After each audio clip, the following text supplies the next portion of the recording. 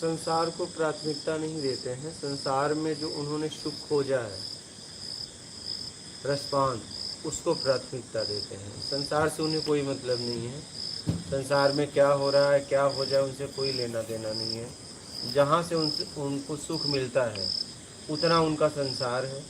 सबका यहाँ अपना अपना संसार है। तो अपने अपने संसार में रसपान करते हैं और रसपान का तुरंत परिणाम मिलता है। भक्ति का, ज्ञान का परिणाम क्या है? स्व तक पहुँचना, कुछ नहीं चाहिए। तो ज़्यादा से ज़्यादा संख्या 99% रसपान के चक्कर में पड़ी है। भक्ति भी अगर कर रही है तो 99% लोग रसपान के चक्कर में भक्ति करते हैं कि मेरी इच्छा कामनाएं पूरी हो जाए।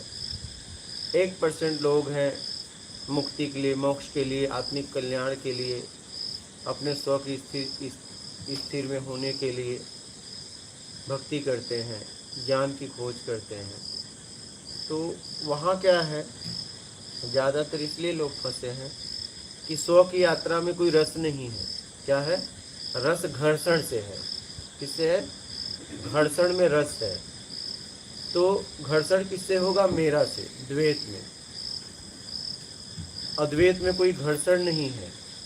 तो जब आप अद्वैत में आने का प्रयास करोगे तो उसमें रस नहीं मिलेगा।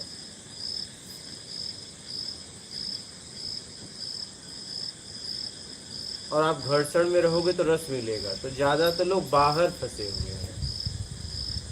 तो ज़्यादातर लोग रसपान में फंसे हुए हैं।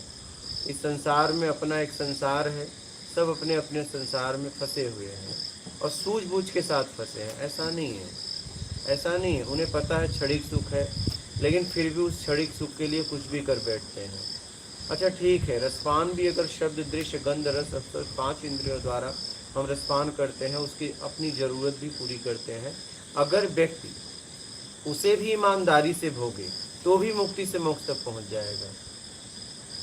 रसपान भी अगर ईमानदारी से करे, चाहे वो कृष्ण हो, चाहे राम हो, चाहे बुद्ध हो, चाहे रामकृष्ण, जैसे रामकृष्ण परमहंस है वो भी विवाहित थे, गुरु नानक थे, कबीर थे, कई मतलब कितने महापुरुष का नाम लीजिए, उन्होंने खुद विवाह किया था। विवाह किया था, पुत्र पैदा हुए थे, इसका मतलब उन्होंने संबंध किया था। ठीक है, चाहे कृष्ण हो चाहे राम हो। ठीक है, कहने का तात्पर्य है कि आप इसे भी अगर ईमानदारी से करते तो भी मुक्ति मोक्ष हो जाता। लेकिन आप क्या है, बेईमानी से करते हो, बहलाते हो, फुसलाते हो। ठीक है, आप सामने वाले की इच्छा, बिना उसकी इच्छा नहीं है फिर भी आप करते हो। ये कहीं न कहीं बेईमानी है और ये बेईमानी आपको गिराती है। अगर आप ईमानदारी से ये भी करो तो आप मुक्ति से मोक्ष तक पहुंच जाओगे। शब्द, दृश्य, रस, गंध, स्पर्श, अगर ये आप ईमानदारी से करो तो भी आप मुक्ति से मोक्ष तक पहुंच जाओगे। आप बेईमानी से करते हो, चापलूसी करते हो। सबसे ज़्यादा हमारी अगर बेईमानी होती है तो बोल चाल में। हर वक्त हम अपने आप को सिद्ध करना चाहते हैं, मैं कुछ हूँ, मैं कुछ हूँ, हर वक्त सिद्ध करना चाहते हैं।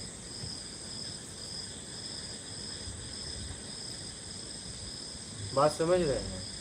मैं कुछ हूँ।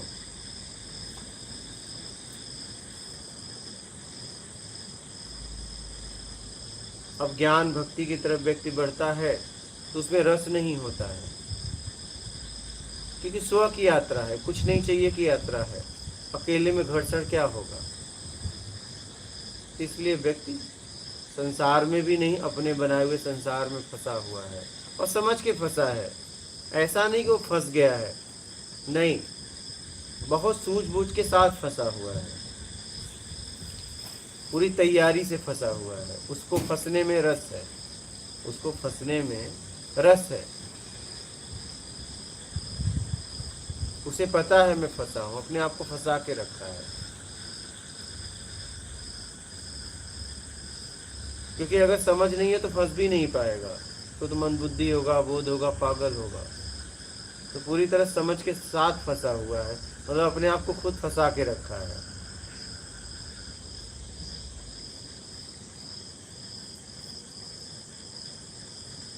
तो स्व की यात्रा में रस नहीं है।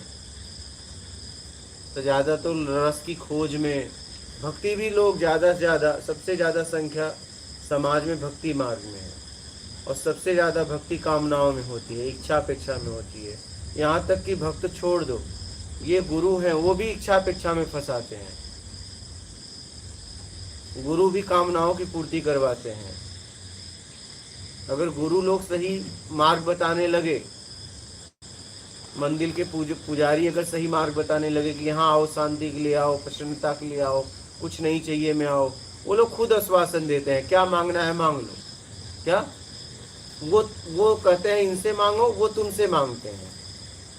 2100 दे दो, 1100 दे दो, 500 दे दो, 111 दे दो, कुछ नहीं तो 11 दे दो, 21 दे दो। कहने का तात्पर्य है, देखिए वो व्यक्ति वहीं खड़ा हुआ है, अगर उस मूर्ति के द्वारा कुछ मिलता तो सुबह आके बोल देता कि भैया हमको शाम तक इतना दे देना।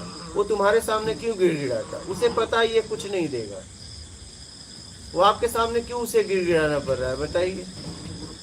आप 21 से नहीं 1100 चढ़ाइए, 1100 नहीं 500 चढ़ाइए, आपके सामने क्यों गिड़गिड़ाना पड़ रहा है? उसे मालूम है ये नहीं देगा, ये देगा। क्या उसे मालूम है ये नहीं देगा और ये देगा, इसलिए वो आपके सामने गिड़गिड़ाता है। गिड़गिड़ाना ही है, ये गिड़गिड़ाना ही है। अगर कोई मंदिर में पुजारी कोई कह रहा है कि नहीं 2100 1100 चढ़ाओ, तो ये गिड़गिड़ाना है, और उसे पता है ये नहीं देगा, लेकिन आप दोगे। वो सच्चाई नहीं बता रहा है कि मंदिर शांति का केंद्र है। गंगा, यमुना, सरस्वती, नर्मदा ये पवित्रता का केंद्र है। इसी तरह हमें अपने आप को पवित्र बनाए रखना है। मंदिर में मूर्ति है, उसे सामर्थ्यवान बताया गया है। तो हमें भी समाज में काम करते हुए अच्छे बुरे में न जाकर हमें स्थिर रह के अपना काम करना चाहिए। अपनी स्थिरता को कभी खोना नहीं चाहिए।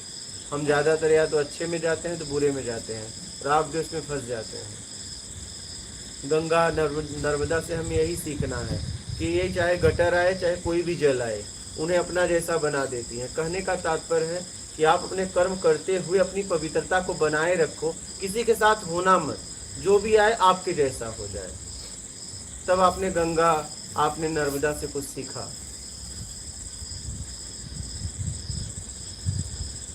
तो मंदिर शांति का केंद्र है, लेकिन आज व्यापार का 1 नंबर का अड्डा बना दिया गया।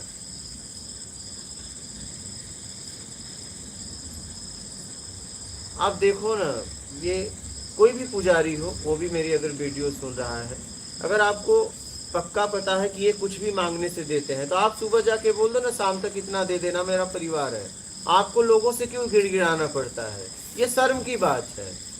आप जिसे सामर्थ्यवान बता रहे हो, ये नारायण हैं, हरि हैं, कुछ भी कर सकते हैं, और तुम 100 200 11 रुपए के लिए, 21 रुपए के लिए तुम्हें गिड़गिड़ाना पड़ रहा है। ये शर्म की बात है, ये शर्म की बात है।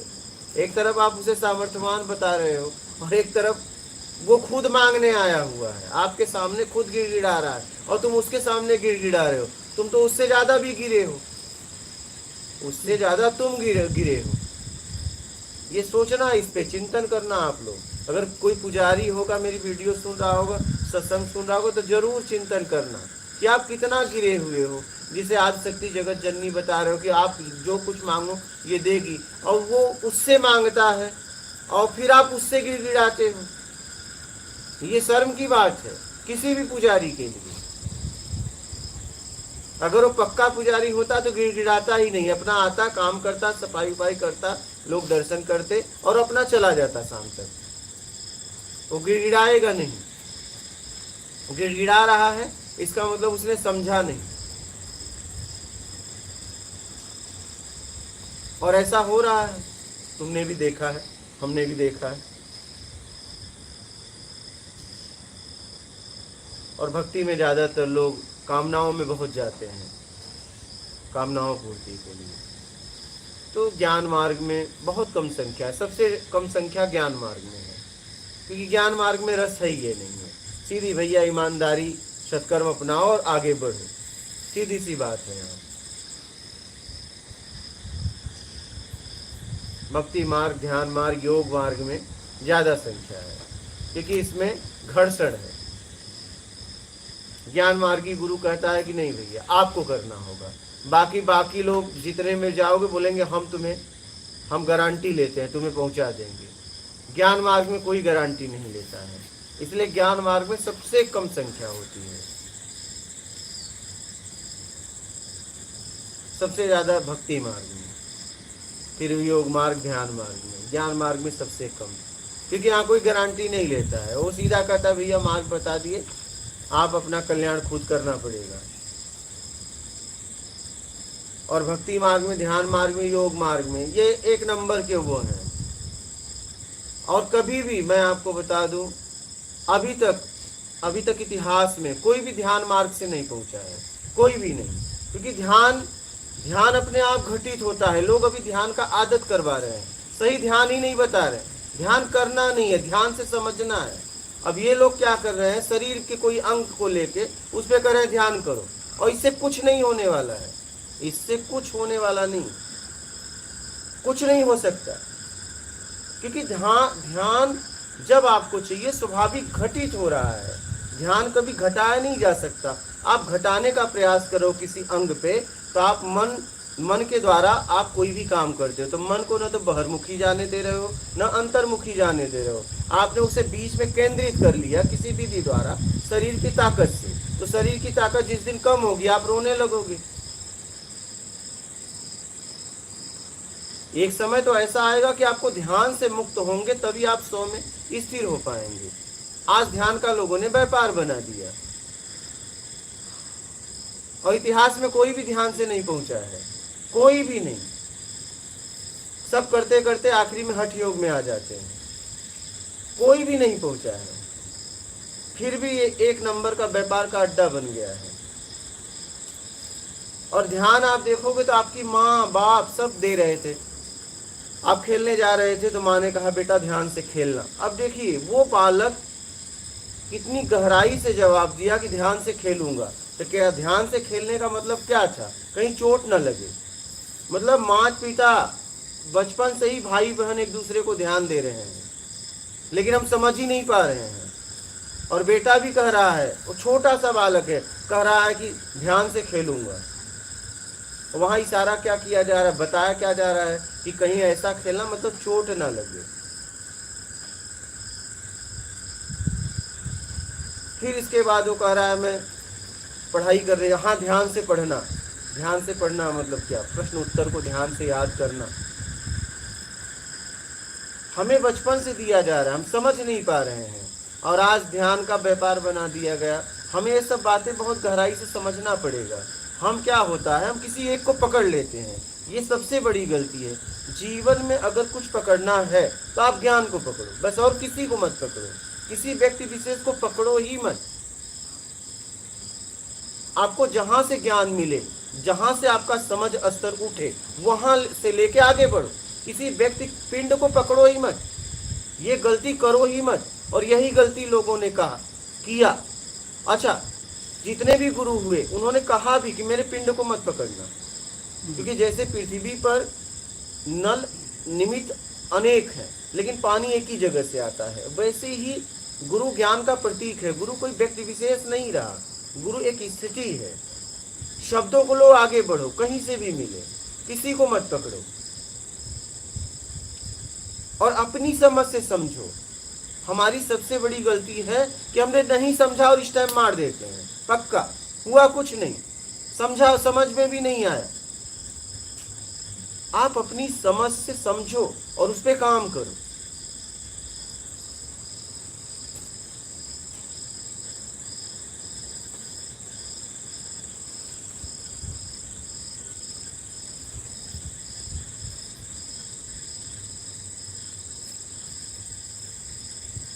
आप अपनी समझ से ही आगे जा सकते हो। अगर इस दुनिया में कोई आपको तार सकता है तो आपके अलावा कोई नहीं।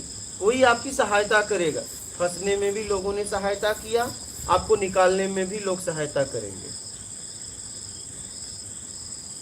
फंसने में भी अनेक लोगों ने आपकी सहायता की है। ऐसा नहीं है कि आप अकेले फंस गए। अकेले कोई फंस ही नहीं सकता, फंसने के लिए भी दो चाहिए। दूसरा सहयोग करेगा तभी एक फंसेगा, या दूसरा मौजूद होगा तभी फंसेगा। अगर दूसरा नहीं होगा तो फंस ही नहीं सकता।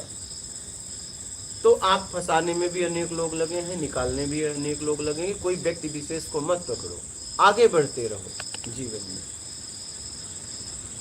तो इसीलिए इसमें कम है। बात समझ में आ गई कि रस नहीं है ना? हाँ, रस नहीं है। बोलिए, और किसी का प्रश्न हो तो। आप लोगों का कैसे आना हुआ?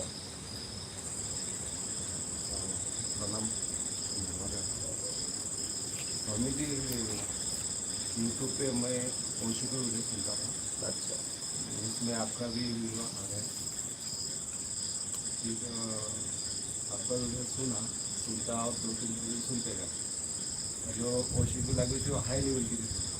हाँ, ओशो की लैंग्वेज थोड़ा हाई लेवल की थी। अच्छा, तो लेके समझने में थोड़ा डिस्टर्ब है। लेकिन आपके जो वीडियो है तो सादे सरल शब्द में समझ में आते थे, समझ में आ गए। इसलिए आपका मेरा भाव हुआ कि आपको मिलना है। हाई शब्द किसे कहते हैं? थोड़ी उनके हाई शब्द उसे कहते हैं जो मुझे समझ में आ जाए। लो शब्द उसे कहते हैं जो मुझे ना समझ में आ जाए। यही तो बात है। जो मुझे समझ में आ जाए वो मेरे लिए हाई है, जो मुझे ना समझ में आ जाए वो लो है। आप मेरी बात समझ पा रहे हैं? सादे सरल भाषा में था आपका। तो मैं वही आपसे कहना चाहता हूँ। मेरी बात छोड़ो, मैं आपको कुछ बता रहा हूँ। मैं कह रहा हूँ एक व्यक्ति ने 1 करोड़ को भोजन कराया, लेकिन आप गए, आपको नहीं करा और आपको एक झोपड़ी वाले ने करा दिया, तो आपके लिए महान कौन है? एक तो वही तो। और हम क्या करते हैं पता है? वो बिल्डिंग वाले को महान बताते हैं। क्या? अरे हमें जिसने भोजन करा दिया वो मेरे लिए महान हो गया। वो भी महान है, लेकिन वो लोगों के लिए है, मेरे लिए तो ये महान हो गया। मेरी बात समझ पा रहे हैं? हाँ, धारणाओं को तोड़िए, धारणाओं को तोड़िए। जहां से आपकी मदद हो रही है, जहां से आपको सहायता मिल रहा है, उस व्यक्ति को, उस पिंड को धन्यवाद दीजिए पूरी तरह। लो हाई में मत जाइए। यहाँ ना कुछ लो है ना हाई है। मुझे समझ में आ गई, बात खत्म।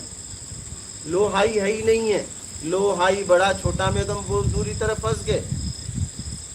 भाषा का मतलब इतना है कि मुझे समझ में आ जाए, नहीं भाषा का कोई मतलब नहीं।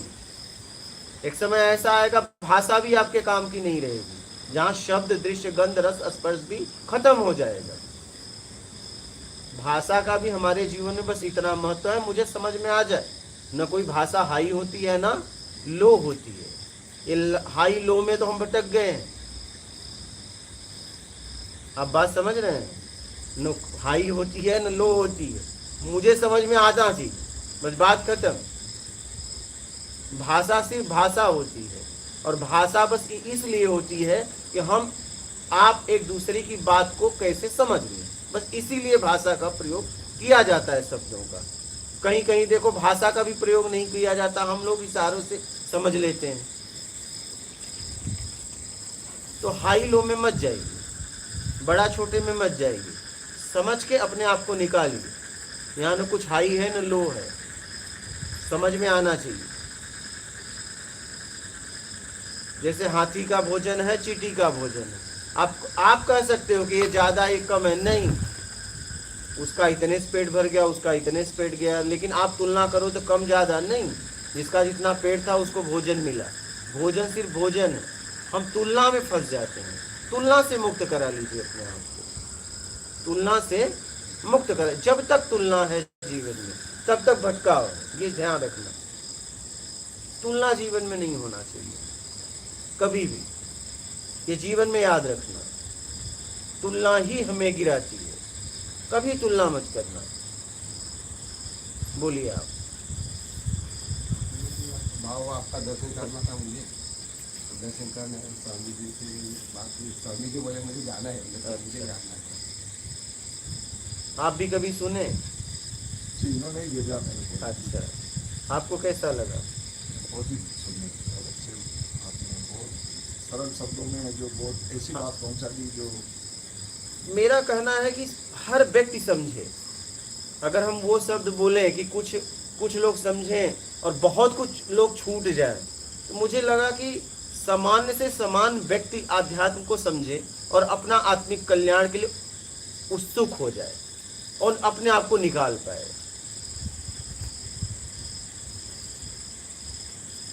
हमारा भाव ये है कि हर व्यक्ति समझे, जहां तक मेरा प्रयास है।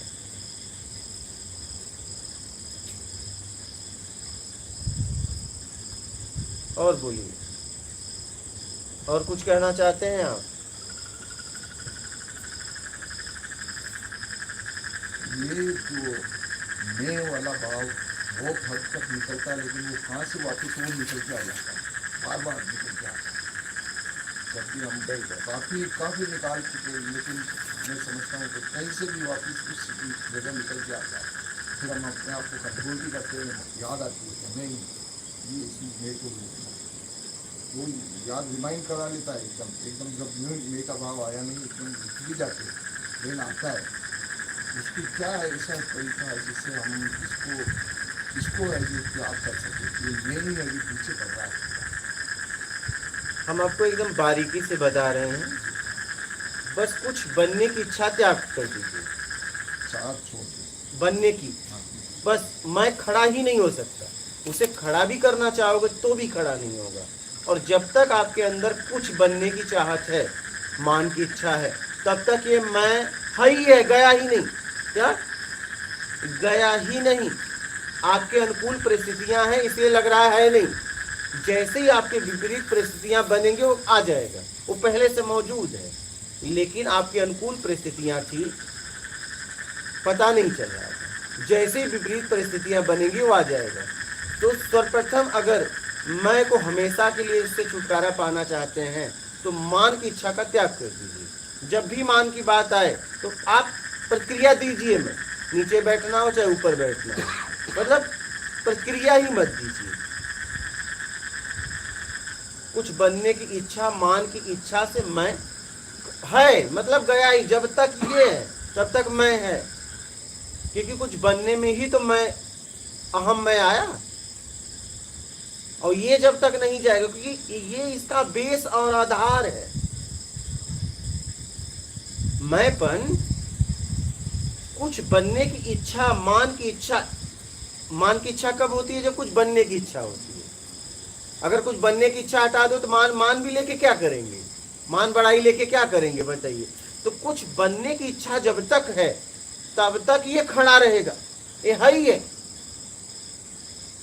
आपके अनुकूल परिस्थितियां ऐसा लगता नहीं मैं तो गया है, लेकिन जैसे ही भी परिस्थितियां आएंगी वो तुरंत खड़ा हो जाए, क्योंकि वो पहले से मौजूद है। तो बनने की इच्छा का त्याग करिए बारीकी से। जब तक कुछ बनने की इच्छा है, चाहे कुछ भी, हाँ, आदमी फिर बाद में गुरु शिष्य में फंस जाता है। क्या? जब तक कुछ बनने की इच्छा है तब तक वो अहम मैं पड़ा हुआ है। उस समय आने पे आप उसे देख लेंगे, बाद में पछताएंगे। तो कुछ बनने की लालसा अंदर है, उसको हटा दीजिए। और ये आप ही कर सकते हैं, ये आप ही कर सकते हैं। और कुछ बनने में ही अहम मैं आया। अच्छा, बनते भी हैं दूसरों के लिए, अहम मैं अकेले आता भी नहीं है, वो किसी के सामने ही आएगा, वो मेरा में ही आएगा। आप अकेले जंगल में चले जाइए, वहां कोई अहम मैं काम नहीं करेगा। वहां कितना भी अहम मैं को लाओ, आएगा ही नहीं, क्योंकि वो मेरा में आता है। और हमारी बनने की इच्छा मेरा से हुई है। तो बनने की इच्छा आधार बेस है अहम मैं का। ये जब तक नहीं जाएगा तब तक अहम मैं नहीं जाने वाला है, क्योंकि आधार बेस यही है। तो आधार बेस को खत्म करिए, अहम मैं के पीछे कभी मत पड़िए, ये नहीं जाएगा। अगर आप इसके चक्कर में पड़ोगे तो जितना आप पढ़ोगे इतना ये ठोस होगा, मजबूत होगा। तो इसको हटाना है। ये कहां से तैयार हुआ है? बनने की इच्छा से। बनने की इच्छा का त्याग कर दो, अहम मैं खत्म हो जाएगा। बस इतनी सी बात है। तो अहम मैं के पीछे ना पड़िए, बनने की इच्छा का त्याग कर दीजिए, बस इतनी सी बात है। और ये बहुत बारीकी से आप कर सकते हो समझ के साथ, अगर आप चाहो तो।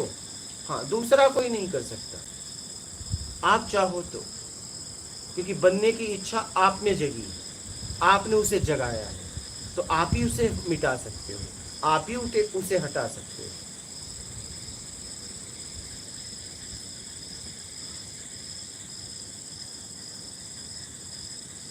बोलिए।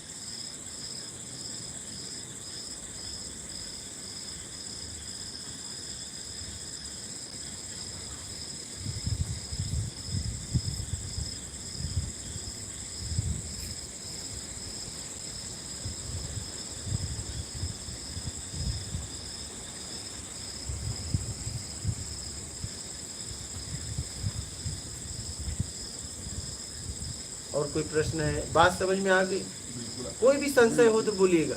नहीं। हाँ, क्योंकि समझ में अगर आ गई तो यात्रा आगे हो जाएगी। अगर हम किसी से पता पूछ रहे हैं और भाषा मुझे समझ में आ गई तो आगे की यात्रा होगी, और नहीं आई तो आगे मैं जा ही नहीं सकता। बात ये है, आगे मैं जाऊं तो जाऊं कैसे जाऊं?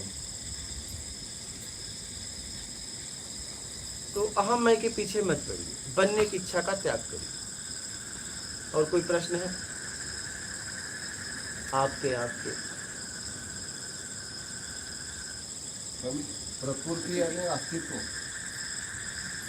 अस्तित्व मतलब बनाया हुआ अस्तित्व। एक मेरा अस्तित्व है, मैंने उसे तैयार किया है। प्रकृति मतलब ये प्रकृति, पूरा ब्रह्मांड, इसे प्रकृति कहेंगे, इसे प्रकृति कहेंगे। और अस्तित्व मतलब मेरा बनाया हुआ अस्तित्व। हम अपने बनाए हुए अस्तित्व में फंसे हुए हैं, हमें अपने बनाए हुए अस्तित्व को छोड़ना पड़ेगा।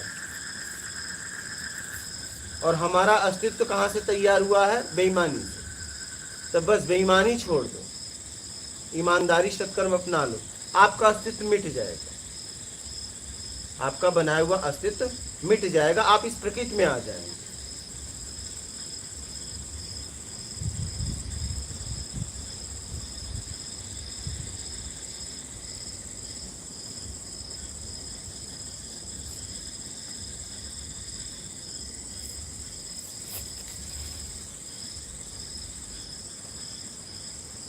और हमें पता भी है हमने जो अस्तित्व बनाया वो नहीं रहेगा, ये भी पता है। ऐसा नहीं है नहीं पता है, पता है, सब पता है। यही तो बात है, सब पता है।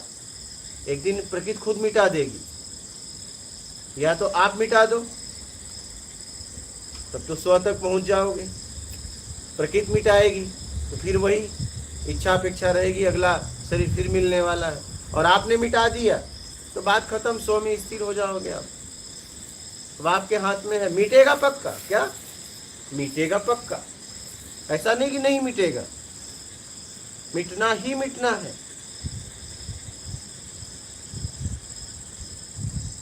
आप मिटा दीजिए मुक्ति, और प्रकृति मिटाएगी तो फिर वही जन्म मरण।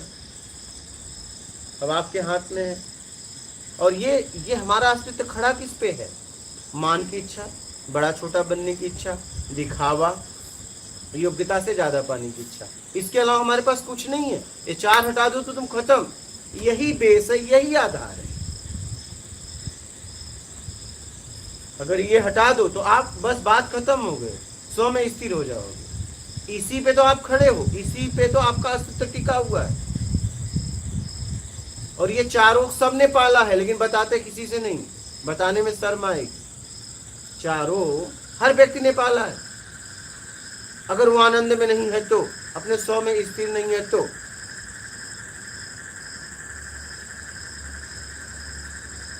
यही चार आपके पास है। चार हटा दो आप खत्म, आपका बना हुआ अस्तित्व खत्म। चार के सहारे तो आप खड़े हुए।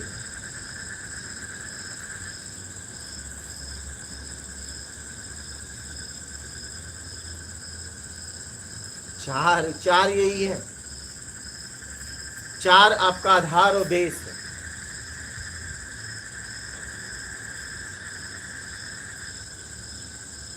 जन्म मरण से उसमें छुटकारा होना चाहिए। जन्म मरण से तभी छुटकारा होगा जब आप इच्छा और अपेक्षा से मुक्त होंगे, नहीं तो नहीं होगा।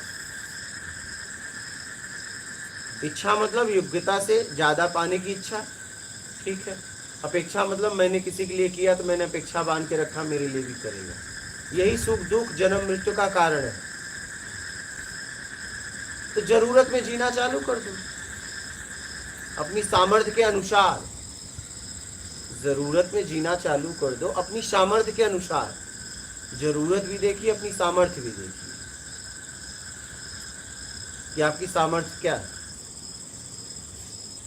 अपने सामर्थ्य के अनुसार कार्य करिए। अपने अधिकार, जितना अधिकार आपको मिला है, जितनी आपकी योग्यता है, उतना काम करिए, तो आप बंधन में नहीं जाएंगे। ज्यादातर हम अधिकार से ज्यादा काम करने में मुझे लगता है मैं कुछ हूं। समझ के जिएंगे तो निकाल लेंगे अपने आप। तो बस यही मान की इच्छा, योग्यता से ज्यादा पाने की इच्छा, दिखावा, बड़ा छोटा बनने की इच्छा, इसका त्याग करिए। इसी पे आपका अस्तित्व खड़ा हुआ है। ये हटा दो, बात खत्म हो जाएगी, बात खत्म हो जाएगी।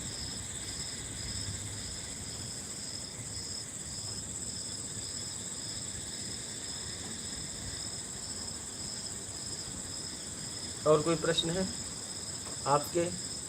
कुछ कहना चाहें तो बोलिए। और किसी के प्रश्न है? गुरुजी, स्वयं पर अनुशासन कैसे?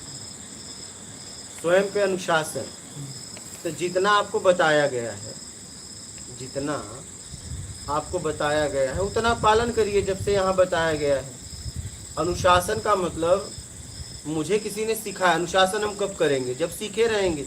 तो जितना आपको बताया जा रहा है उसका पालन करिए। दोष देखने वाला दोषी, अपने काम में लग जाओ पूरी तरह। जो चाहिए उसके लिए काम करो।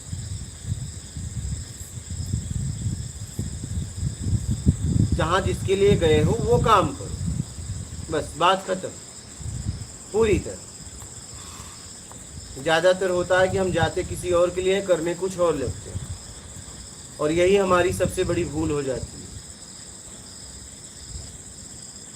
आप जिस लिए गए हो उसके अलावा कोई बातचीत ना करो, उसके अलावा कोई बातचीत ना करो।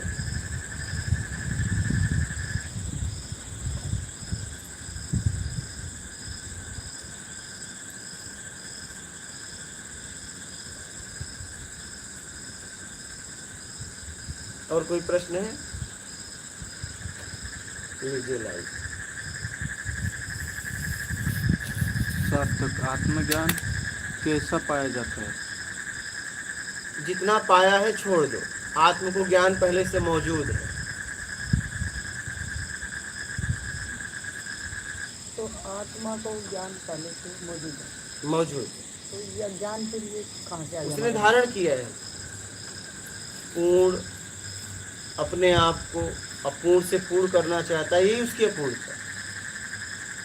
नहीं, ज्ञान का हमने कहाँ से ढूंढ ली? लोगों से। आप अज्ञानता कैसे हुई? ये मैं और है, ठीक है संसार है।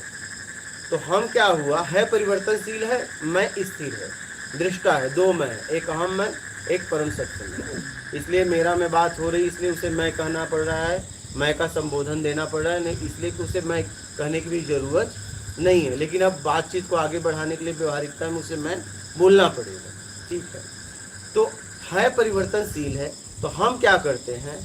है पूरा ब्रह्मांड है, तो जिस है से हमें सुख मिलता है उसे हम स्थिर करना चाहते हैं, उसमें हम फंस जाते हैं। उसमें हम वो करते हैं जो हमें नहीं करना चाहिए। हमें पता है ये गलत है, फिर भी चलो कर देते हैं, इसमें फंस जाता है।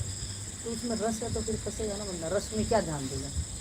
किसमें? है में जो परिवर्तनशील है, रस उसने पैदा किया है।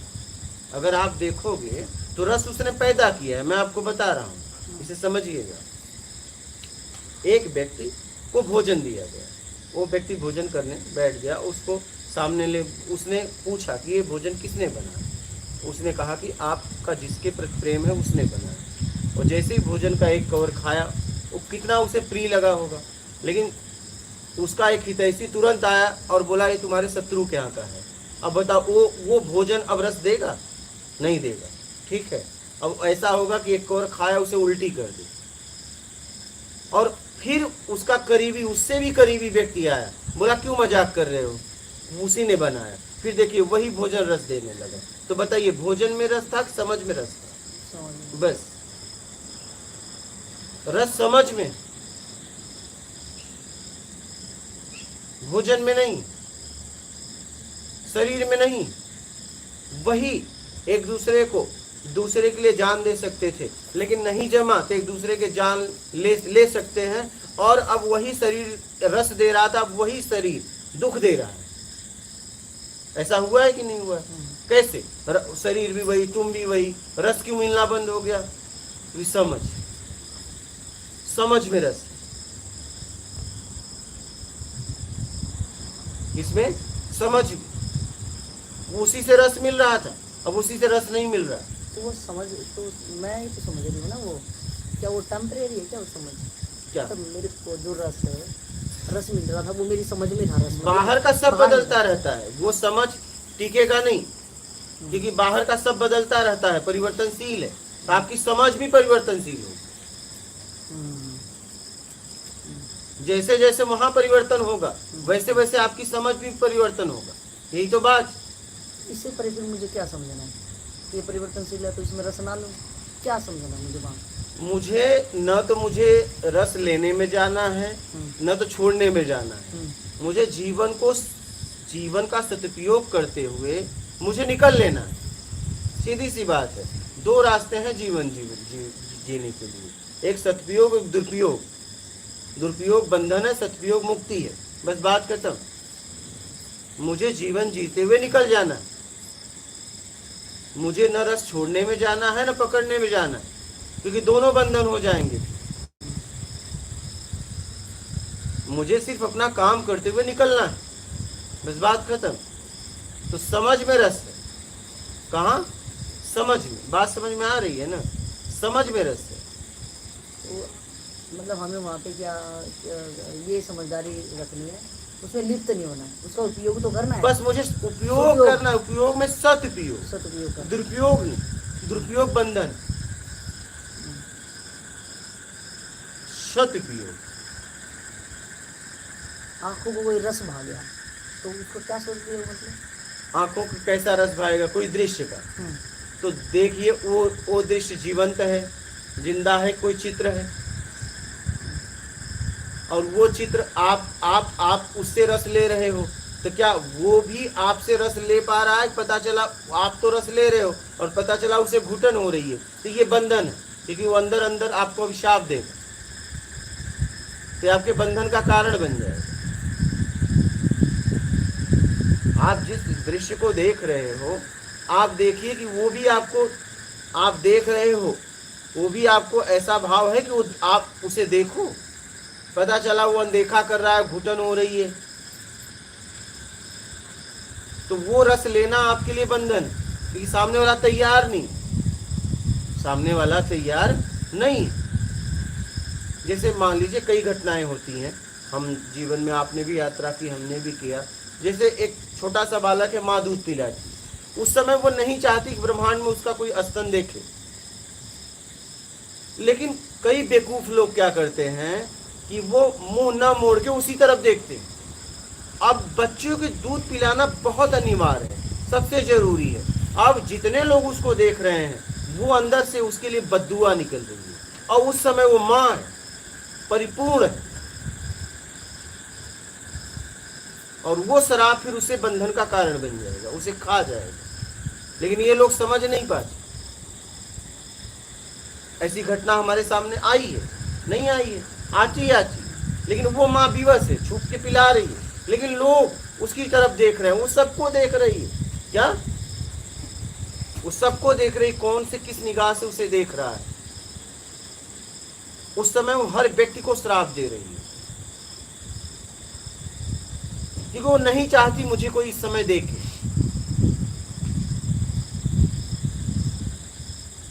वो माँ मतलब ये चाहती कि बस बेटा और वो, और कोई उसे ना देखे। लेकिन अब ऐसा होता है गाड़ी में यात्रा करते हुए कई दुष्ट प्रवृत्तियां की होती हैं कि वो उसी तरफ देखते रहते हैं, लेकिन उनका बहुत बुरा परिणाम होगा। ऐसा नहीं, वो बच नहीं पाएंगे, क्योंकि माँ उस समय परिपूर्ण है, उसका श्राप उसे खा जाएगा। तो ऐसी गलतियां बहुत लोग करते हैं, उसका दंड भी उन्हें मिलता है। अब वो एक रस ले रहा और एक रस देना नहीं चाहती, तब बंधन। तो आप देखिए कि आप जिसे देख रहे हो, क्या वो भी अपने आप को दिखवाना चाहता है? क्या वो भी आपको देख रहा है? रस का आदान प्रदान हो रहा है, तब तो बंधन नहीं। और पता चला आदान प्रदान नहीं हो रहा है, एक ले रहा और एक देना नहीं चाहता है, विवश है, बोल नहीं रहा है, तब वहां पे बंधन है। वो आपको गिरा देगा, आपका स्तर गिर जाएगा। इसका विशेष ध्यान देना, चाहे शब्द हो, चाहे रस हो, चाहे स्पर्श, चाहे गंध हो, चाहे दृश्य हो, कुछ भी। किसी की बात सुनने से पहले भी आप उससे परमिशन लीजिए। बहुत लोग दीवार में कान लगा के सुनते हैं, ये भी एक पाप है, ये भी एक पाप। पता नहीं वो दो व्यक्ति क्या बात कर रहे हैं, या परिवार क्या बात कर रहा है, ये भी एक अपराध है, ये भी आपके आत्मिक स्तर को गिराएगा। आपको सुनना ही था, सीधा दरवाजा खटखटाते और कहते भैया मैं भी मौजूद हूँ। क्या? मैं भी मौजूद हूँ।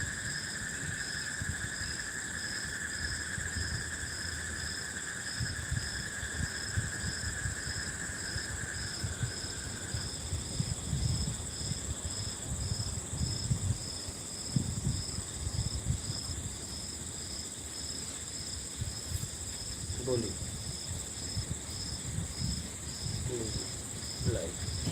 गरिमा शर्मा, मात नर्मदे हर गुरु जी। जो लोग बिना गवर्नमेंट टैक्स भरे बिजनेस करते हैं, क्या वो बेईमानी है या ईमानदारी? प्लीज डिटेल में बेईमानी है, बताइए। सीधा सीधा। क्योंकि गवर्नमेंट आपको, अगर हम आप यहाँ सुरक्षित सत्संग कर रहे हैं, तो गवर्नमेंट ने कितना इसके लिए इंतजाम किया है, कितने लोग रक्षा में लगे हैं, ड्यूटी पे तैनात है, तब आप हम इतनी सरलता से यहाँ पे सत्संग कर पा रहे हैं। सीमा पे कितने लोग रक्षा में खड़े हुए हैं ना, तैनात है, तभी हम यहाँ शांति से सत्संग कर पा रहे हैं। तो आप उनका पेमेंट कहाँ से आएगा? जब आप टैक्स भरोगे तभी ना वहाँ से दिया जाएगा। तो मेरी समझ से तो एकदम भरना चाहिए, नहीं तो बेईमानी है, उससे आपका स्तर गिरेगा। दीपा शर्मा, गुरुजी जन्म किसका होता है और मृत्यु किसकी होती है? इच्छा और अपेक्षा का जन्म मृत्यु है। कीर्ति, क्या अपने आप में शांत बैठना भी अभ्यास है? अब किस भाव से आप शांत बैठे हो वो देखना पड़ेगा।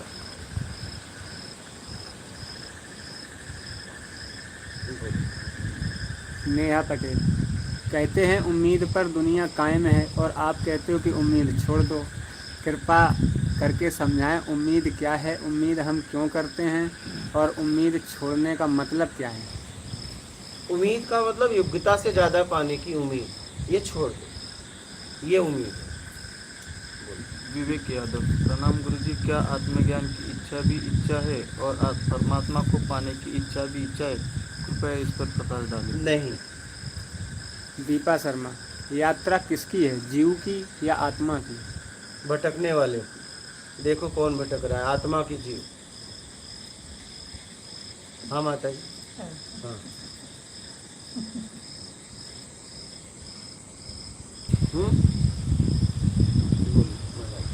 नेहा पटेल, आप कहते हैं कि इच्छाओं से मुक्त हो, तो क्या इच्छा जीवन को प्रवाह नहीं देती? अगर हम इच्छा से मुक्त हों तो कुछ करना भी नहीं होगा, तो क्या जीवन रुक नहीं जाएगा? इच्छा को समझिए, योग्यता से ज़्यादा पाना इच्छा है, ज़रूरत में जीना इच्छा नहीं है। ये पशु पक्षी भी जीते हैं, देखो भोजन करते हैं, भोग करते हैं। आप कभी बोलते हो कि इच्छा में जी रहे हैं? नहीं, ज़रूरत में जीना इच्छा नहीं। जब मान के लिए आपको चाहिए वो इच्छा है।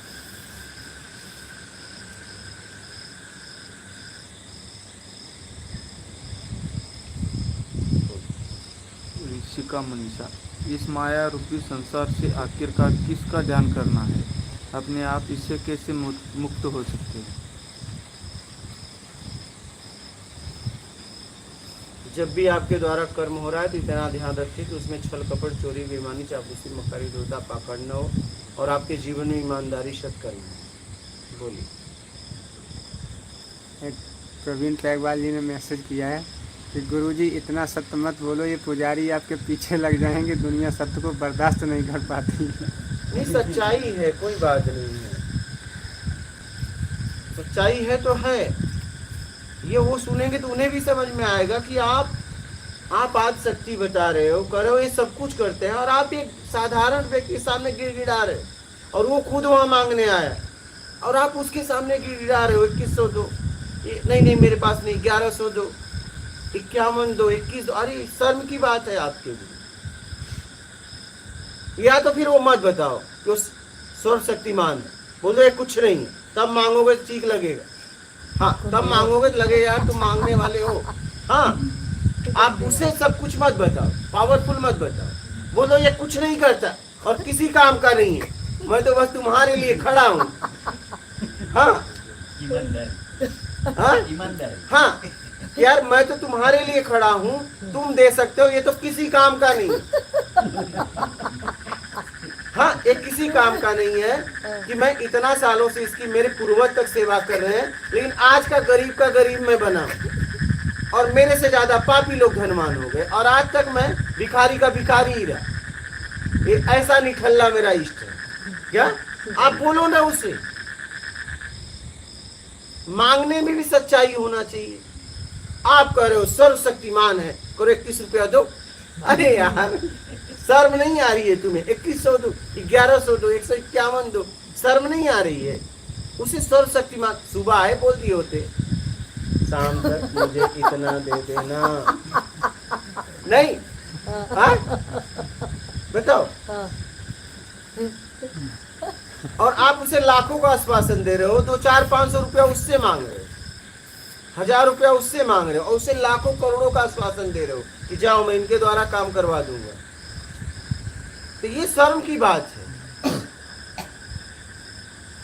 या तो आप सीधा कह दो यार किसी काम का नहीं है, हमारे पूर्वज भी फंस गए इसके चक्कर में, मैं भी फंस गया, गरीब का गरीब ही रहा, आज तक मैं भीख ही मांग रहा हूँ हर आने वालों व्यक्ति से, और तुम पहले नहीं हो, पता नहीं तुमसे पहले मैं कितने से सुबह से मांग चुका और शाम तक मांगूंगा कि तू 11 चढ़ा, 21 चढ़ा, 51 चढ़ा, 100। ये तुम पहले आदमी नहीं हो भाई, मैं सुबह से शाम तक यही काम करता हूँ, लेकिन आज तक मेरा पेट नहीं भरा। हर आदमी, आने वाले आदमी को मैं यही कहता हूँ कि जो तुम्हारी इच्छा हो मांग लो और तुम मुझे इतना चढ़ाओ। ये तुम पहले व्यक्ति नहीं, मेरा काम ही यही, और ये किसी काम का नहीं। तुम किसी काम के हो क्या? तुम किसी काम के मुझे लग रहे हो क्योंकि तुम करोड़ों के चक्कर में तो 1000 रुपया दे ही दोगे। हाँ हाँ, प्रयागराज गए थे, वहाँ पे शिवलिंग था वहाँ पे, और हम चले, दूध की बाल्टियाँ तो रखी, मतलब दूध थोड़ा सा डाल के ऐसे बाल्टियाँ रखी, तो हमने लोटा लिया, हमने कहा चलो चढ़ाते हैं हमने। तो पंडित जी आए, बोले अरे ऐसे नहीं चढ़ानी। तो मैंने कहा फिर क्या करना? कह रहा मैं चढ़वाता हूँ। मैं कहा ये कैसे तरीके से चढ़वाएगा? आया, ओम त्र्यंबकम यजामहे, मैं कहा खरा मंत्र, बोला लाओ जी 101 रुपया। मैंने कहा अरे दूध खरीदेंगे तो कितने पैकेट आ जाते हैं तो और दोनों चढ़ा 101 रुपया, उसने मान ही रखा था, 1 लोटा दूध चढ़ा था और कह रहा धीरे धीरे चढ़ाना, जब तक मंत्र पूरा ना आए तो धीरे धीरे ऐसे ऐसे ढक करके डालना। बिल्कुल सही बात है। हमने कहा कि हम दूध नहीं डालेंगे, हम पानी ले आएंगे, बाहर टूटी लगी थी लोटे में, वहाँ से पानी ले आएंगे। कह रहे नहीं यही चढ़ाना है। देखो ऐसा है, प्रसाद को बोला गया है अर्पण करो और फिर वितरण करो। तो आप देखिए कि शिवलिंग पे वो अर्घा बना, मतलब आप दूध चढ़ा के और वहां से लेके प्रसाद रूपी बांट सकते हैं। अर्घा बना है ना, उसीलिए बना है कि आप उसे देखिए। मैं आपको बता रहा हूँ, जैसे स्वर्ण भस्म होता है, ठीक है, कहा जाता है सिलबट्टे पे अगर मसाला पीस के भोजन बनाओ और एक लोहे में मिक्सर वगैरह में, दोनों में बहुत फर्क है। तो उस पे चढ़ाया हुआ दूध वो अलग ही कुछ पत्थर होता है, ठीक है, उस पे चढ़ाया हुआ दूध पियोगे कुछ अलग ही काम करेगा। कुछ ऐसा नहीं, कुछ लॉजिक है, हम लोग समझ नहीं पाए। हम लोग समझ नहीं पाए। प्रसाद वितरण करने से मानवता हमारे अंदर जगती है, तो उसमें कुछ बात थी, लेकिन हमने क्या किया, वो नाली में लगा दिया। हमारी गलती ये हो गई कि उसको हमने नाली में लगा दिया, उस पे चढ़ाया हुआ। पहले आपको पता है, पहले लोग नदियों में पैसा डालते थे, क्या कुछ इच्छा के लिए? नहीं, नदियों का लोग पानी पीते थे, तो वो पानी धातु चला जाए, धातु का पानी मिलेगा तो उससे हमारे शरीर को पौष्टिक मिलेगा। इसीलिए नदियों में पैसा डाला जाता था कि लोग पहले, हाँ, तांबा ये सब डालते थे। क्यों डालते थे पता है? लोहा भी डालते थे। क्यों डालते थे? क्योंकि इसका मुझे पानी मिले, तत्व मिलेगा, इसलिए डालते थे। पहले सोने और चांदी की मुद्राएं हाँ, होती थी, तो डाल देते थे, तो उससे जो है पानी में शुद्धता तो हम आती पीते थे ना उसका पानी। अब नल लग गया, लेकिन अभी भी लोग डाल रहे हैं। अरे भैया, जरूरतमंद को दे दो ना, नदी को क्या पैसे की जरूरत है? तब डालते थे, कोई लॉजिक था, कोई आधार था। तो वो क्या हुआ, गांठ मार ली। अब तो आप नल से पी रहे हो, तो नल में डालो, मटके में डालो ना, मटके में डालिए, मटके में डालिए, तांबा डालिए, सोना डालिए, उसका पानी पीजिए, लाभ करेगा। हाँ, राजा लोग तो सोने गिलास में पीते ना, फिर? वो चांदी गिलास। कहने का मतलब है, समझ का उपयोग करिए। बोलिए। पूर्वा, जैसा है वैसा देखने की स्थिति में कैसे आए? बस उम्मीद छोड़ दो, बात खत्म। जैसा है वैसा दिखेगा।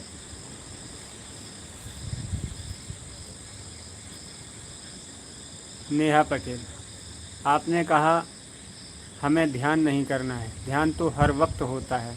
यूँ तो हम हर वक्त अपने विचारों में ही भाव करते रहते हैं, तो क्या विचारों के बिना रहना ही स्व में रहना है?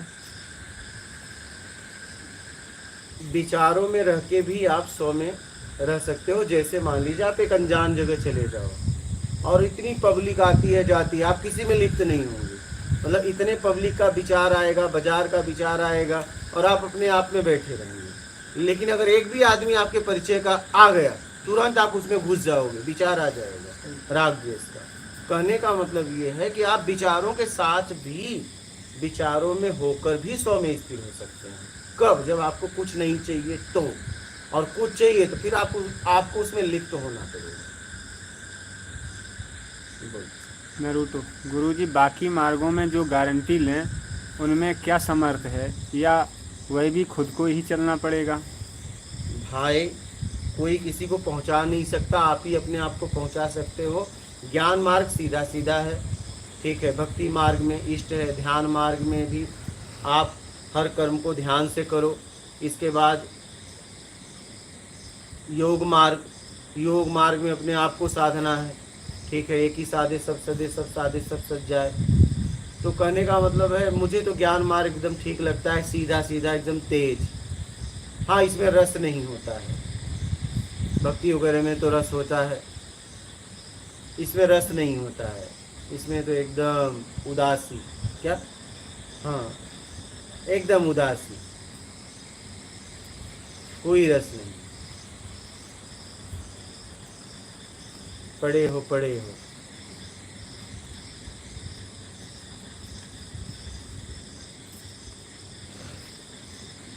बोलिए। नरूटो, गुरुजी, कंट्रोल करने में ये 4 चीज़ें प्रबल कैसे होती हैं? कंट्रोल करने की क्या जरूरत है? छोड़ दीजिए।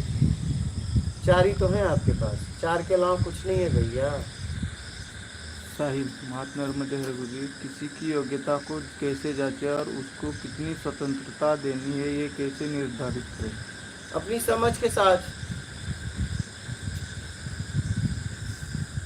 जैसे जाते हो तो कोई किराया मांगता है, अब कोई 20 रुपए की जगह बोले कि 2000 किराया दो, तो कैसे कहते हो? अरे ऐसे भैया, हर जगह समझ का उपयोग करो।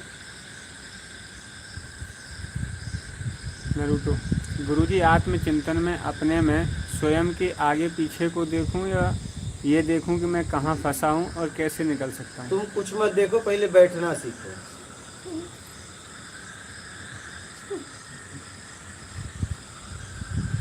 अब बैठना सीखना जरूरी है। पहले बैठना सीखो। जब 3-4 महीना ऐसे जैसे बैठ रहे हो, तो 3-4 महीना बैठोगे लगातार, तब जाके कुछ समझ में आएगा।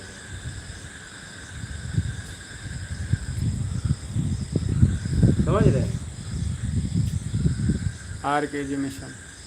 गुरुजी, आत्मविश्वास, स्वाभिमान, आत्म सम्मान क्या है? इसकी रक्षा कैसे करें? सामर्थ्यवान बनके, ईमानदारी सत्कर्म के साथ। आपका कैसे आना हुआ? मैं अभी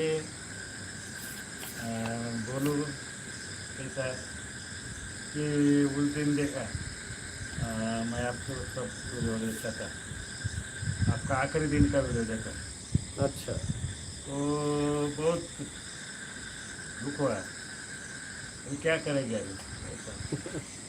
फिर मेरे मन में ऐसा है कि मैं तो अभी 15 दिन टिंडे में पैदल जाता था, तो पैदल ही नहीं जाने का ऐसा मन उदास हुआ। लेकिन 3 दिन पंढरपुर में ठहरा और फिर आके भटेल में चला गया। अच्छा। तो महाराज जी इधर नहीं, आखिर इसका वीडियो देखा और उधर श्री राम बाबा को उधर सुंदरकांड का पाठ चल रहा है। हाँ हाँ। तो परसों ऐसा मैसेज मिला कि महाराज जी है इधर। मेरा विश्वास नहीं बस रहा। फिर सुबह 6 बजे निकला और चला आया इधर, और मेरा पाटे गोटरा निमरानी करके यहाँ से आया। तो बहुत दुख हुआ अभी आके। तो पहली बार मिलना हो रहा है?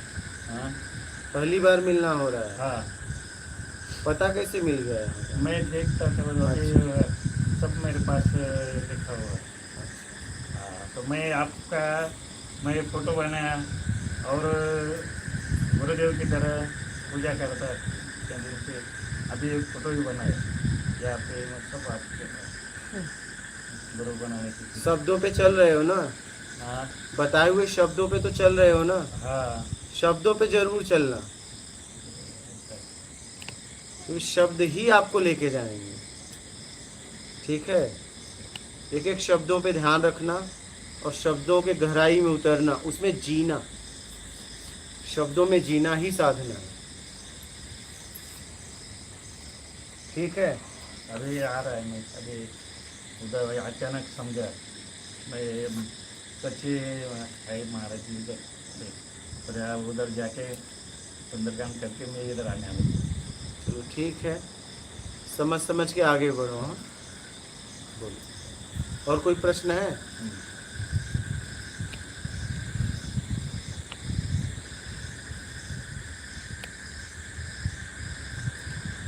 इसके गुरुजी, बस यही एक सवाल है, हर वक्त वर्तमान में कैसे रहे, बहुत मुश्किल सा लगता है। हर वक्त वर्तमान में तब रह पाओगे जब आपको कुछ नहीं चाहिए। नेहा पटेल। आत्मा को मैं जानती नहीं, चिंतन किसका करूं? आत्मचिंतन कैसे करें? आत्मचिंतन करने का मतलब है आप जहाँ फंसे हो वहाँ से अपने आप को निकालना, उसे आत्मचिंतन कहते हैं। आत्मचिंतन का मतलब आत्मा का चिंतन नहीं करना है। अब आत्मा ही है तो कौन किसका चिंतन करेगा? नरुतो। ये गुरुजी, ये परिवर्तनशील किसने बनाया? अब ये तो देखो किसने बनाया। फंसे कैसे पता चलेगा? आपने बोला कि जहाँ जहाँ फंसे हो, हाँ अब जहाँ वो फंसा है उसको तो वारस आ रहा है ना। हाँ। जहाँ भी कोई बंदा फंसा है आपके अनुसार उसको फंसना है। नहीं, मेरे अनुसार तो नहीं। मजे ले रहा है ना। अगर बेईमानी से कर रहा है तो फंसा है, ईमानदारी से कर रहा है तो नहीं फंसा है। रस को बेईमानी से ले रहा है तो फंसा हुआ है। योग्यता से ज्यादा जब लेता है तब फंसता है, राग द्वेष में। अगर जितनी सामर्थ्य है उतना ले रहा है थोड़ी नहीं फंसा हुआ है। फंसा मतलब क्या? उसको मतलब फंसा मतलब जब बेईमानी से। तब फिर वो कीचड़ में जैसे कमल होता है ना, फिर वो वैसे रहेगा, संसार की कर्म भी करेगा। वो तो जब उम्मीद छोड़ देगा तो फंसा मतलब, फंसा का मतलब जब वो बेईमानी से करता है, बेईमानी से रसपान करता है तो फंस जाता है। ईमानदारी से करेगा, जितनी सामर्थ्य है, जितनी योग्यता है, वो थोड़ी ना। जैसे एक आदमी गया दुकानदार के पास, सामान लिया, पैसा नहीं दिया, जाने लगा, तो वो तुरंत पकड़ा जाएगा कि नहीं? और अगर जितना सामान लिया उतना बिल पे करके और जाएगा तो उसे कोई पकड़ सकता है? बस इतनी सी बात है। अब बात समझ में आ गई? इतनी सी बात है। आप कुछ उपयोग कर रहे हो, किसी का रसपान कर रहे हो, आपकी सामर्थ्य है क्या? तब बंधन नहीं। और पता चला बेईमानी से कर रहे हो तो बंधन है। बस इतनी सी बात है। हम जावे भी हैं जी, उसके एवरेज में कुछ दे भी पा रहे हैं, नहीं दे पा रहे हैं। हाँ, फालतू फंड का खा रहे हैं। बस वही। जो चीज़ भी यूज कर रहे हैं, प्रकृति कर रहे हैं, किसी हाँ। इंसान का सहयोग ले रहे हैं, हाँ। कुछ भी, तो उसके एवरेज में हम दे क्या रहे हैं? दे क्या रहे हैं? बात तो लेना देना इक्वल एकदम, बराबर का होना एकदम। चाहिए, तो वो ईमानदारी है। वही ईमानदार। अच्छा, और पता चला आपने ले लिया और उसे दे नहीं रहे हो, तो फिर आप पकड़े जाओगे। वो नहीं पकड़ेगा, कोई और पकड़ेगा। पकड़ेगा पक्का, पकड़ाओगे पक्का। तो लेन देन में ईमानदारी हो, बस बात खत्म। और लेन देन तो आपको करना पड़ेगा, क्योंकि संसार ही है, जगत ही ऐसा है। लेन देन आपको करना ही पड़ेगा। उसके बिना चलेगा हाँ, लेन देन करो और निकल ईमानदारी के साथ। समझ में आया माता जी? हाँ लेकिन मुझे बोलना है, हाँ, बोलो। सज्जन दुर्जन क्या होता है? हाँ, सज्जन और दुर्जन। सज्जन और दुर्जन, हाँ। किसी के भावनाओं को अगर कोई व्यक्ति समझ कर और उसे सतमार्ग बताता है तो सज्जन है। किसी के भावनाओं को बिना मतलब का ठेस पहुंचाता है वो दुर्जन। अगर उसने ऐसा काम नहीं किया तो फल किसको भोगना पड़ता है? पहुंचाने वाले, पहुंचाने वाले। सामने वाला व्यक्ति वैसा काम नहीं किया है और उस पर जबरदस्ती थोप रहा है और उसने ऐसा किया नहीं है, तो वो व्यक्ति दुर्जन है, उसे परिणाम मिलेगा। बात समझ गए? यही सज्जन और दुर्जन। तो क्या जिस पे वो बर्ताव किया जा रहा है, तो क्या उसको अपना शोषण करवाना चाहिए? मतलब उसको विरोध करना चाहिए? विरोध तब करेगा जब सामर्थ्य होगा। सामर्थ्य भी तो होना चाहिए। अब विरोध करे, उससे ज्यादा शोषण हो जाए तो कमी में निपट लिया। समझना इस बात को। आप क्या होता है, कहीं से बोलना बड़ा आसान है। जब वहां पे जो व्यक्ति रहता है उसे पता चलता है, चलो भैया इतने में निपट लेते हैं, जान तो बची, जान तो बची। कहने का मतलब है शोषण करवाने की कोई किसी की इच्छा नहीं है, लेकिन कहीं कहीं दबाव संकोच है, कहीं कहीं उसकी ताकत ज्यादा, इसकी ताकत कम है। बहुत लोग आप देखो ना, बहुत लोग दुष्कर्मियों के पीछे गवाही नहीं दे पाते क्योंकि उनका परिवार है। भाई मैं कह रहा हूँ, पुलिस कितने दिन रक्षा करेगी? आश्वासन तो दे दिया जाता है, लेकिन जीना उसे उसी समाज में है। सही सही। वो चाह के भी गवाही नहीं देता है उसके विरोध में, क्योंकि पुलिस कितनी दिन रक्षा करेगी? कोई किसी हाँ, वो तो काम हुआ छोड़ देगी, सही। फिर जीना उसको वही है। तो वो विरोध में खड़ा ही नहीं हो पाता। खड़ा होना चाहता है, खड़ा नहीं हो पाता। क्यों? क्योंकि वो ताकतवर है।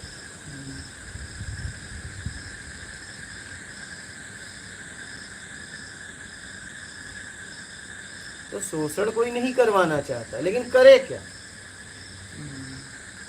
मजबूर है, लाचार है, बच्चे हैं, परिवार है, क्या करे?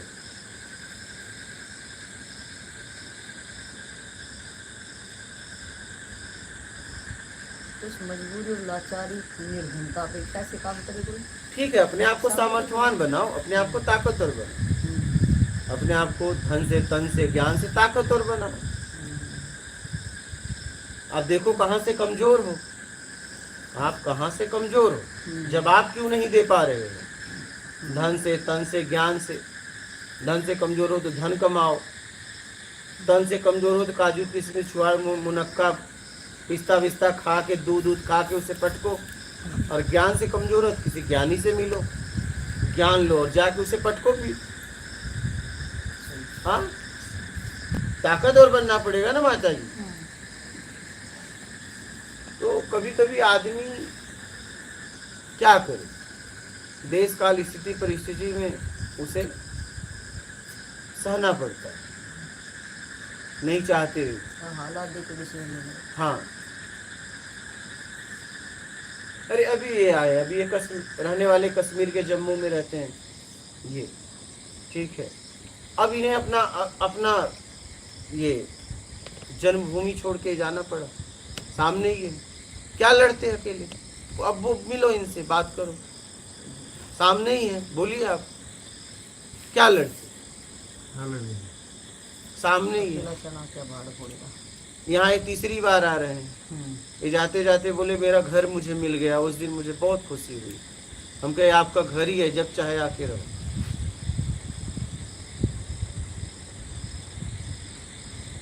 हम कहे ये आपका घर ही है, आपको जब आपको लगे आ जाना। अब वो क्या लड़ेंगे बताओ, क्या लड़े? क्या वो लड़ पाते? उन्हें छोड़ना पड़ा अपना जगह, ये सामने मौजूद है। बोलिए आप कुछ कहना चाहें तो। हाँ, ठीक इनका जो वीडियो है गुरुजी बहुत दर्द भरा हुआ है। ठीक, क्या करो? जन्मभूमि छोड़ना हम अपने छोड़ दे बात अलग है, लेकिन छुड़ाया जाए तो बात अलग है। ठीक, आज कितने कितने कश्मीर के लोग बेदखल हो गए। क्या क्या किया? किसी ने कुछ किया? क्या हुआ बताओ?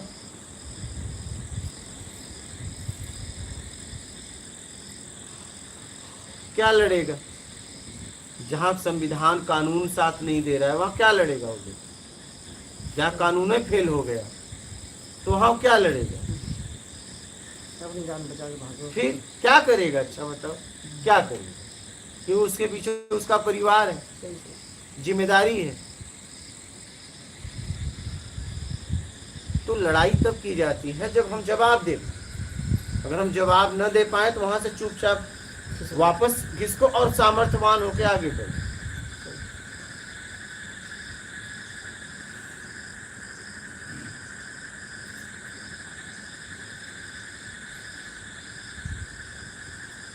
ताकत है। बोलिए। टीटी पे में हम एक तरफ देखते हैं कि संत जो गाते हैं नाचते हैं और एक तरफ बुद्ध महावीर जो शांत मौन, ऐसा क्यों? अब दोनों जन से जाके पूछो भैया, हम क्या बताएं। नरूटो गुरुजी, क्या जो जीवित नहीं है वो भी ऊर्जा खींचता है? जो जीवित नहीं है वो भी ऊर्जा खींचता है? सब ऊर्जा खींच रहे हैं, छोड़ रहे हैं, दे रहे हैं। और जो देखिए, कोई भक्ति मार्ग से जाता है, कोई ज्ञान मार्ग से जाता है। तो ज्ञान मार्ग वाले शांत स्वभाव के होते हैं, ठीक है। वो अपने आप में होके उदासी एक बोलते हैं। दो उदासी होती है, एक जैसे आपको कुछ गए थे पाने, नहीं मिला तो उदास हो, और एक कुछ नहीं चाहिए कि उदासी, ठीक है। दोनों उदास हैं। तो उस स्थिति में होकर ज्ञान देते हैं। और भक्ति मार्ग वाले जैसे नरसिंह मेहता हो गए, बहुत ऐसे हो गए, मीराबाई हो गई। तो ये लोग अपना गा के बताए लोगों को, उनका तरीका अलग था। बता वही रहे हैं घुमा फिरा के, तो सब अपने अपने तरीके से बता रहे हैं। आर के जमेशन गुरुजी, जो बिना गलती के कोई नेगेटिव एनर्जी दे तो क्या करें? नहीं आएगी ही नहीं आप।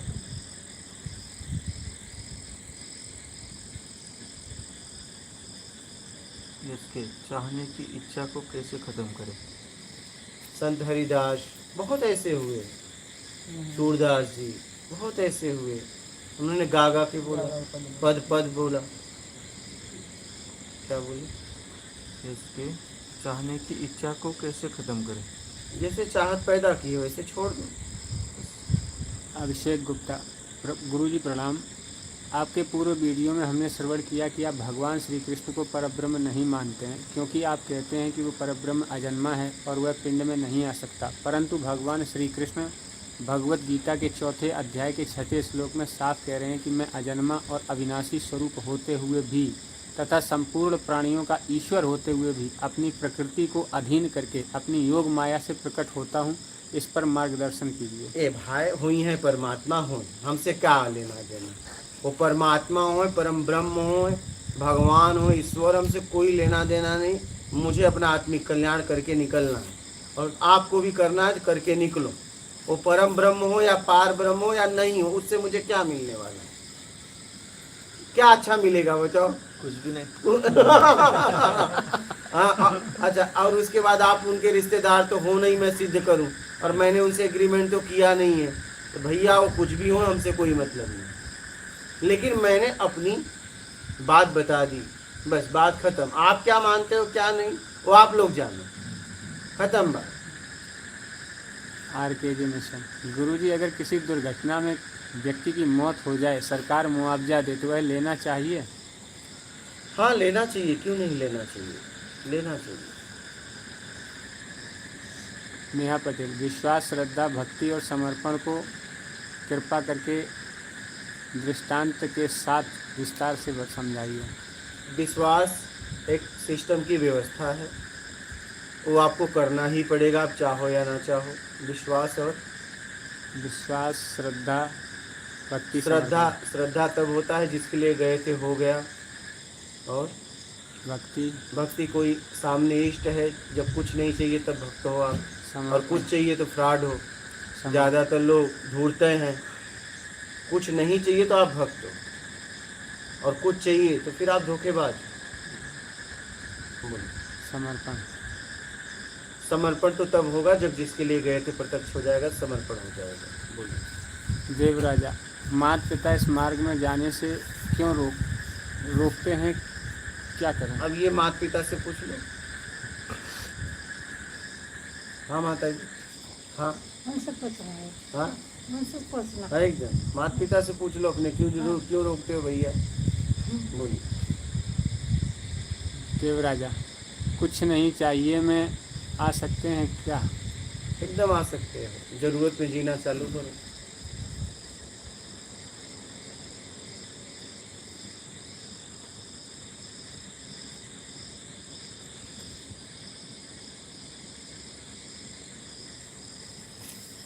हो गया? दिलकत हो गई। और किसी का प्रश्न हो तो बोलिएगा, बोलिए। अगली बार मैं आया था तो मेरी क्षतियाँ बताई। क्या? मेरी क्षतियाँ बताई थी। अच्छा, तो आपने बोला कि धीरे धीरे हो जाएगा, तो वो तो हो रहा है, पर एक क्षमा याचना मांगनी है। बोलिए। मेरे को एक बोला था आपने, आपके बोलने से या वचन से किसी को धक्का न लगे उतना ध्यान रखना। हाँ। मेरी लय की बात थी, हाँ। गुरु जी लय करना है, हाँ, तो उसमें आपने बोला था कि एक बात ध्यान रखना कि आपने बोलने से किसी को धक्का न लगे। हाँ। तो मैंने 1.5 महीने तक तो ध्यान रखा है, पर 2 बार भूल हो गई। और दूसरे में तो अनबिलीव, मैं भी आज बहुत आश्चर्यजनक हूँ, क्योंकि मैं गुटखा खा रहा था। मेरी बीवी ने बच्चे की सौगंध खिलाई थी, गुरुजी की सौगंध भी खिलाई थी, पर 5 दिन 6 दिन 7 दिन बंद नहीं हो रहा था। खा लेता था चोरी छुपी से, अब दिल से नहीं खा रहा। कब से नहीं खा रहे हो? अब अगली बार आया कब से? अच्छा, 25/4 से। अच्छा नहीं। 24/4 यहाँ आया तब तो खाया है, बस में भी खाया। हाँ, आज भी मेरी बीवी कबूल करने के लिए तैयार नहीं है कि तुम बंद करोगे, पर मैंने तो कर लिया है दिल से। तो इसीलिए तो ये मेरा बहुत पॉजिटिव पॉइंट है। और मेरा बॉडी का भी क्षति बताया था कि आपने बोला धीरे धीरे हो जाएगा, पर गुरुजी उसके लिए मैंने शिव का अभिषेक भी किया था। कोई संत ने बताया था कि शिवलिंग पे अभिषेक कर हो जाएगा, नहीं हुआ है। ये मैं गलत साबित करना नहीं चाहता, हाँ सही है। पर हो गया है। ये 2 बातें बड़ी हो गई है, पर उसमें ध्यान रखा, पर 2 बार गलती हो गई है, इसलिए उसके जैसा ये होए वही प्रार्थना है। चलो ठीक है, कोई बात नहीं, अब आगे से ख्याल रखना। और कल जाना है, और एक आजी जी है अपनी, बोलिए। परसों मैंने देखा था तो कुत्ते को गले लगाया था। अच्छा। तो हम तो कुत्ते से घिरे हुए नहीं नहीं, ऐसा कुछ नहीं। बस वही बात है। क्योंकि वो भाग्यशाली, मैं देख के हंस रहा था। आपने भी मेरे सामने देखा था यहाँ बैठ के, और मैं सामने बैठा था। मैं देख के, क्योंकि मैं ही गले लगाऊं नहीं, इसी तरह मैं देख के हंसता था। हाँ कुत्ता। तो मैंने सोचा कि साला कितना भाग्यशाली है कुत्ता, इतना मैं नहीं हूँ। तो हम तो इतने घिरे हुए नहीं हैं। नहीं नहीं, ऐसा नहीं।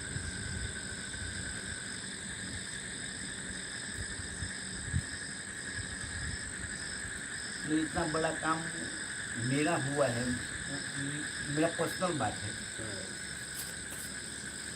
और यूट्यूब पे भी सुना है कई ने, कुछ ने नॉनवेज छोड़ दिया फोन पे, वो भी सुना है। और शराब छोड़ दिया, सब छोड़ दिया। कुछ दबाव नहीं होने, कुछ क्या काम कर रहा है वो पता नहीं है। और उसमें से भी मैं एक हूँ कि 2 बातें और तीनों बातें, और उसमें एक बात में गलती हो गई है, तो वो भी बस प्रार्थना है। चलो अब ना हो, क्योंकि अब ना हो, नहीं तो वो गलती अपराध बन जाएगी। अब ना हो। यार सुने, गले नहीं लगा हो तो चलेगा फिर।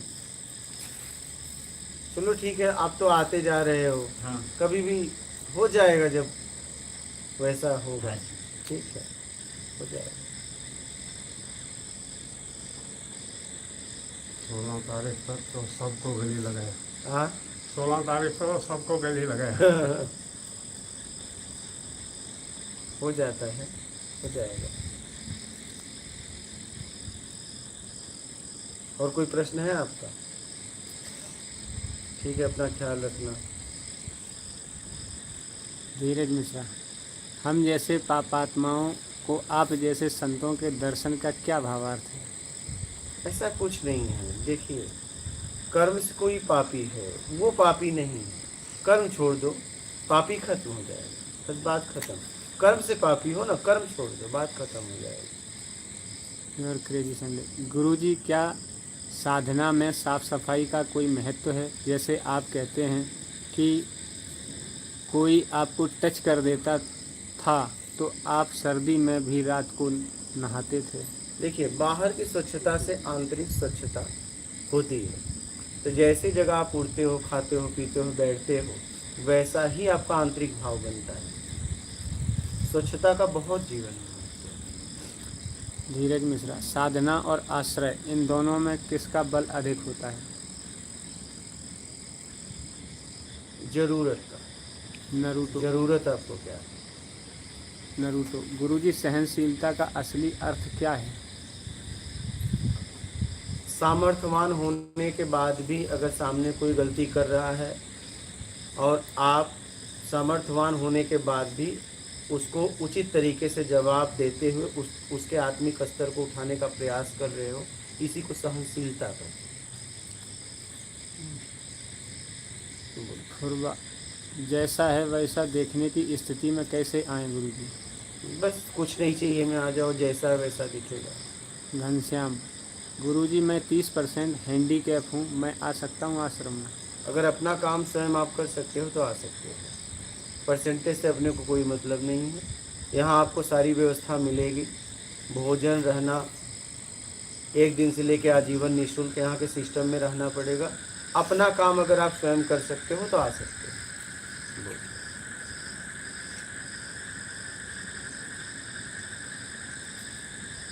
गंगा, मैं संन्यास तो लिया है, कुछ समय बाद से साधना नहीं कर पा रही हूँ। कोई आसुरी शक्ति या परेशान कर रही है। 20 साल हुआ है, अब हार गए हैं आसुरी तामसी लोगों से, आगे कैसे बढ़ें प्लीज़ बताइए। कुछ दिन आके यहाँ रह के जाओ अपनों की कुटिया में, कुछ महीनों तक आपको समझ में आ जाएगा।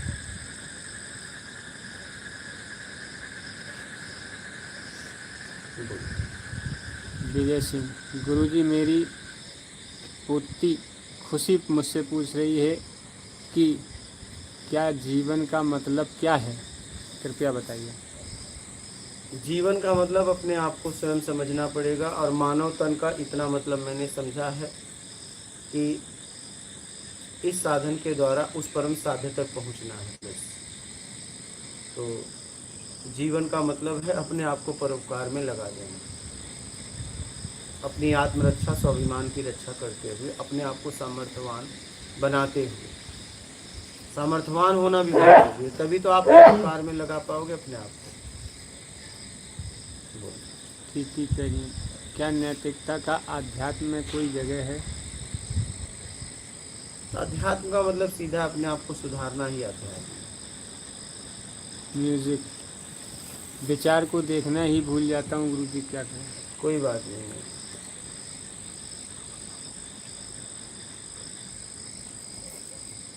म्यूजिक, विचार कैसे छूटें, कृपया करके उत्तर देने के। विचार आते जाते, बस उम्मीद छोड़ दो।